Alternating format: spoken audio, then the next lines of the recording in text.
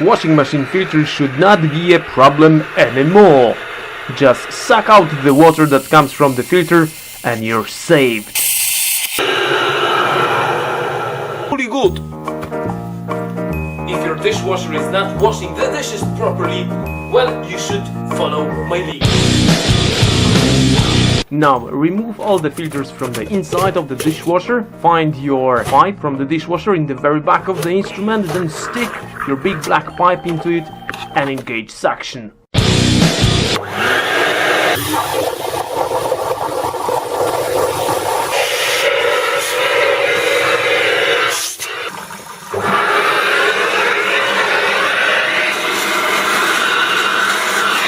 Sometimes your sink can get blocked as well. This is where your wet vacuum cleaner comes into action.